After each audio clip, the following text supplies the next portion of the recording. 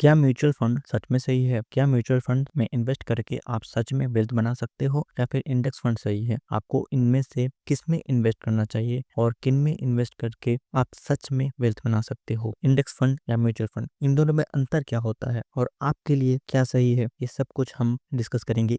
तो पहले तो हम ये डिस्कस करते हैं कि म्यूचुअल फंड क्या होता है। तो म्यूचुअल फंड एक ऐसा फंड होता है जिसमें कई सारे लोग आते हैं और अपना पैसा एक एसेट मैनेजमेंट कंपनी को देते हैं। अब इस एसेट मैनेजमेंट कंपनी के पास में कई सारे स्टॉक मार्केट के एक्सपर्ट होते हैं, फाइनेंशियल एक्सपर्ट होते हैं, जिनको स्टॉक मार्केट में एनालाइज करना आता है और स्टॉक पिकिंग आता है। और ये लोग आपका पैसा आपके बिहाफ में स्टॉक मार्केट में लगाते हैं, स्टॉक की बाइंग और सेलिंग करते हैं और उसके बाद जो भी स्टॉक मार्केट से जो रिटर्न आता है वो वापस से आप जैसे इन्वेस्टर को पास कर दिया जाता है। तो ये होता है म्यूचुअल फंड। अब म्यूचुअल फंड भी दो टाइप के होते हैं, एक होता है एक्टिव म्यूचुअल फंड और एक होता है passive mutual fund. Active mutual fund क्या होता है? एक्टिव म्यूचुअल फंड वो होता है जिसमें एक फंड मैनेजर उसमें होता है और फंड मैनेजर डिसाइड करता है कि कहाँ पे इन्वेस्ट करना है, कितना इन्वेस्ट करना है, कब इन्वेस्ट करना है। और जो फंड मैनेजर है वो एक्टिवली बाइंग और सेलिंग स्टॉक की करता रहता है। ये होता है एक्टिव फंड्स। लेकिन कुछ होते हैं पैसिव फंड्स। पैसिव फंड्स क्या होते हैं? पैसिव फंड्स वो होते हैं जिसमें कोई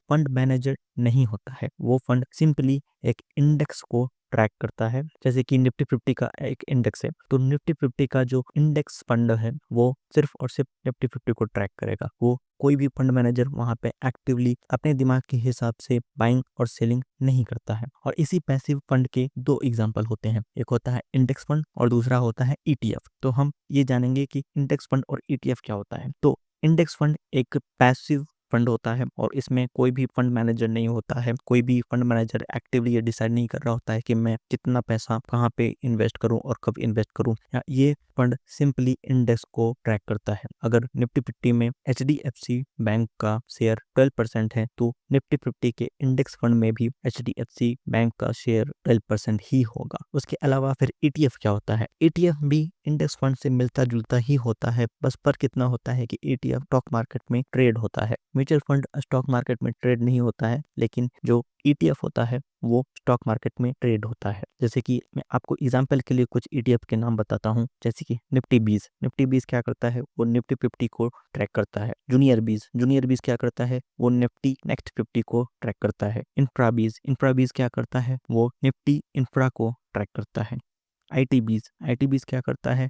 वो निफ्टी आईटी को ट्रैक करता है। बैंक 20 क्या करता है? वो निफ्टी बैंक को ट्रैक करता है। तो चलिए समझते हैं म्यूचुअल फंड, इंडेक्स फंड और ईटीएफ, इन तीनों में क्या अंतर होता है। तो एक सेक्शन में हम म्यूचुअल फंड को रख रहे हैं, एक सेक्शन में हम इंडेक्स फंड को रख रहे हैं और एक सेक्शन में हम रख रहे हैं ईटीएफ को। तो सबसे पहला डिफरेंस जो होता है वो होता है इनके मैनेजमेंट स्टाइल पे। म्यूचुअल फंड का मैनेजमेंट स्टाइल एक्टिव होता है, एक्टिवली एक फंड मैनेजर इसे मैनेज करता है। इंडेक्स फंड और ईटीएफ का मैनेजमेंट स्टाइल पैसिव होता है, इसमें कोई भी एक फंड मैनेजर नहीं होता है। दूसरा बात करते हैं रिटर्न की। म्यूचुअल फंड जनरली, अगर हम इंडिया में लार्ज कैप म्यूचुअल फंड की बात करें तो उसका रिटर्न थोड़ा सा लोअर होता है और इंडेक्स फंड और ईटीएफ का जो रिटर्न है वो नॉर्मल होता है। तीसरा जो फर्क इन दोनों में होता है वो होता है एक्सपेंस रेशियो का। म्यूचुअल फंड में जनरली हमको देखने को मिलता है कि इसका जो एक्सपेंस रेशियो होता है वो काफी ज्यादा हाई होता है, वो 1 से 2% तक हो सकता है। लेकिन जो इंडेक्स फंड है और ईटीएफ है, इसमें जो एक्सपेंस रेशियो होता है वो काफी ज्यादा कम होता है। इंडेक्स फंड में एक्सपेंस रेशियो 0.1% से लेकर के 0.5% तक होता है और ईटीएफ में ये एक्सपेंस रेशियो और भी ज्यादा कम होता है, ये 0.01% से लेकर के 0.1% तक होता है। चलिए अब हम बात करते हैं कि फिर हमें इनमें से इन्वेस्ट किस में करना चाहिए। क्या हमें म्यूचुअल फंड में इन्वेस्ट करना चाहिए या फिर इंडेक्स फंड में इन्वेस्ट करना चाहिए? पहले हम जानते हैं कि इंडेक्स फंड के फायदे क्या हैं। तो सबसे पहला इंडेक्स फंड का फायदा तो ये है कि इसमें आपको ज्यादा कोई दिमाग लगाने की जरूरत नहीं पड़ती है, क्योंकि अभी हम बात करें तो इंडिया में 2500 से ज्यादा म्यूचुअल फंड है। अब इन 2500 म्यूचुअल फंड में से आपको किस में इन्वेस्ट करना चाहिए, किस में इन्वेस्ट नहीं करना चाहिए, ये डिसीजन लेना काफी ज्यादा फटीग हो सकता है। तो अगर आप एक बिजी पर्सन हैं और आपको म्यूचुअल फंड, अलग अलग म्यूचुअल फंड को रिसर्च करने का टाइम नहीं है, तो आप सिंपली इंडेक्स फंड में इन्वेस्ट कर सकते हैं। इंडेक्स फंड में फायदा ये होता है कि जितना मार्केट में रिटर्न आने वाला है उतना रिटर्न आपको तो मिलेगा ही मिलेगा। एक्टिव फंड में कई बार ऐसा होता है कि जो एक्टिव फंड्स होते हैं वो अपने बेंचमार्क इंडेक्स को बीट नहीं कर पाते हैं, लेकिन इंडेक्स फंड में आपको ये दिक्कत नहीं होने वाली है। लेकिन अगर आपके पास में थोड़ा रिसर्च करने का टाइम है, थोड़ा R&D करने का टाइम है, तो म्यूचुअल फंड आपके लिए सही हो सकते हैं, क्योंकि जो इंडिया है वो काफ़ी ज़्यादा ग्रोथ पोटेंशियल है अभी इंडिया में काफ़ी सारी ऐसी कंपनीज हैं जो काफ़ी ज़्यादा ग्रो कर सकती हैं, और उन कंपनीज को ढूंढना फंड मैनेजर का काम होता है। तो अगर कोई ऐसी कंपनी है जो काफ़ी तेज़ी से ग्रो कर रही है और वो आपके म्यूचुअल फंड में है, तो आपको उस ग्रोथ का फायदा मिल सकता है। इंडेक्स फंड देखा जाए तो यूएसए में काफ़ी ज़्यादा पॉपुलर है। यूएसए में इंडेक्स फंड काफ़ी ज़्यादा इसलिए पॉपुलर है क्योंकि यूएस की जो मार्केट है वो काफ़ी ज़्यादा मेच्योर हो चुकी है। वहाँ पे जनरली म्यूचुअल फंड इंडेक्स को बीट नहीं कर पाते हैं। लेकिन अगर इंडिया में देखा जाए तो अगर हम लार्ज कैप को छोड़ दें तो स्मॉल कैप और मिड कैप में लॉन्ग टर्म में actively manage mutual fund index fund को बीट करते हैं। तो फाइनली लार्ज कैप में देखा जाए तो इंडेक्स फंड और एक्टिवली मैनेज म्यूचुअल फंड लगभग सेम ही परफॉर्म करते हैं। लेकिन स्मॉल कैप और मीडियम कैप में देखा जाए तो